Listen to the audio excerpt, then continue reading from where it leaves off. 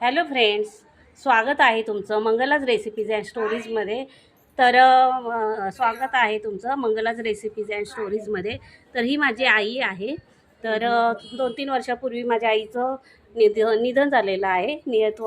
Sorry, ह्याच्यामध्ये माझी आई 90 वर्षाची होती मित्रमैत्रिणींनो. आणि माझ्या आईने खूप पुण्यकर्म केलेलं आहे आणि त्याचंच फळ म्हणून आज तिची सगळी मुलं चांगल्या चांगल्या ठिकाणी कामाला आहेत. प्रत्येकाकडे म्हणजे हे आहे काय, गाडी आहे, फ्लॅट आहेत, बंगले आहेत, म्हणजे सर्वजण सुखी आहेत. तर हे माझ्या आईचं पुण्यकर्म आहे मित्रमैत्रिणींनो.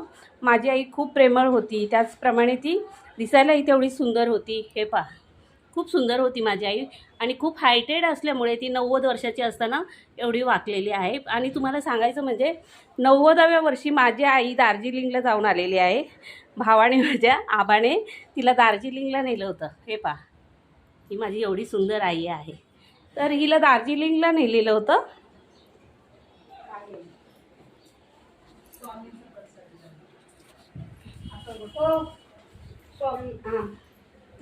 तर मी सांगितलं, तर मित्रमैत्रिणींनो, तर 2 दिवसापूर्वी मदर्स डे झाला. तर मला तो साजरा नाही करता आला. मी आजारी होते, माझ्या बऱ्याच ब्लड टेस्ट केलेले आहेत. हे पहा, तर त्याच्यामुळे आणि दुसरी पण घरात थोडीफार कामं होती, तर तेव्हा मी सेलिब्रेट नाही करू शकले. तर माझ्या आईबद्दल मी काय बोलू.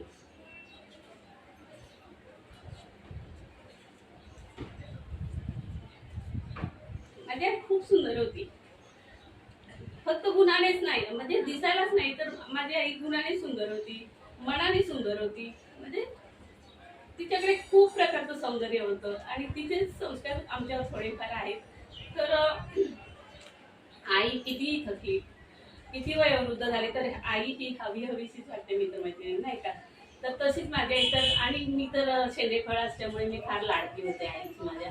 तर तुम्हाला एक प्रसंग सांगते. एका नवरात्रीमध्ये माझी आई होती माझ्याकडे, आणि नवरात्रीमध्ये आम्ही 9 दिवस 9 कलरच्या साड्या नेसतो. तर जेव्हा मी तयारी करायला घ्यायची तेव्हापासून जी आई माझ्या बेडरूममध्ये बघत बसायची, की तिला असं वाटायचं की माझी मुलगी किती सुंदर आहे दिसायला.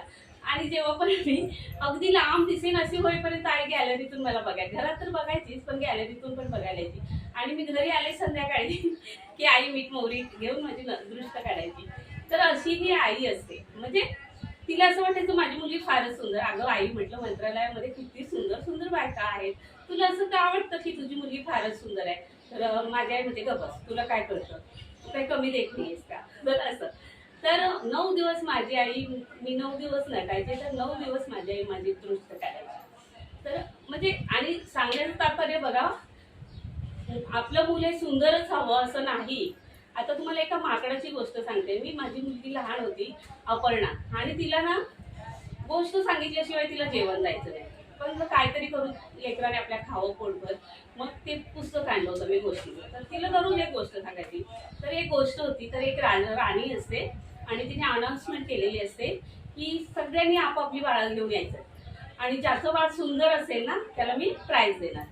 तर सगळेजण येतात प्राणी आपापल्या बाळांना घेऊन. तर ती एक माकड असते, काहीतरी वानर, तर ती पण येते आपल्या बाळाला घेऊन. तर ते पिल्लू जरा दिसायला कुरूप असतं. तर तिला असं वाटतं की माझं बाळ खूप सुंदर आहे, मला प्राईज मिळेल वगैरे. तर मग ती राणी सगळ्यांची बाळं बघते बघते बघते बघते, आणि म्हणते, शी, हे कसलं पिल्लू आहे, तुला काय प्राईज मिळणार आहे, तू कशाला आलीस. तर मग ते त्या पिल्लाला फार वाईट वाटतं. ते पिल्लू आपल्या आईकडे बघतं आणि ते रडू लागतं, ते पिल्लू, ह्याचं वानराचं पिल्लू. तर मग ती त्या पिल्लाला अशी आपल्या छातीशी कवटाळते आणि म्हणते, अरे बाळा, तू कशाला रडतेस, तुला बक्षीस नाही मिळालं तर काय झालं, आणि तू कुरूप वगैरे नाहीयेस, तू जगातलं सुंदर बाळ आहेस माझं. तर आणि तुला तिने बक्षीस नाही दिलं तर मी तुला बक्षीस देईन, तुला काय बक्षीस हवं ते सांग. तर सांगण्याचं माझं तात्पर्य असं आहे की आपलं बाळ कसंही असू दे, काळं असू दे, बाळ असू दे, लंगडं पुंगडं, कसं आंधळं कसंही असू दे, पण ते आईला फार आवडत असतं. तर ते गोष्ट सांगत असताना माझी अपर्णा रडू लागली. मम्मा, मला जेवायला नको. मला म्हणजे काय झालं बाळा, का नको तुला जेवायला. तर नको. मग ती राणी त्या बाळाला अशी का बोलली, ती राणी त्या बाळाला अशी का बोलली. तर म्हटलं, ती राणी आहे, ती काही बोलू शकते बाळा, तू जेव.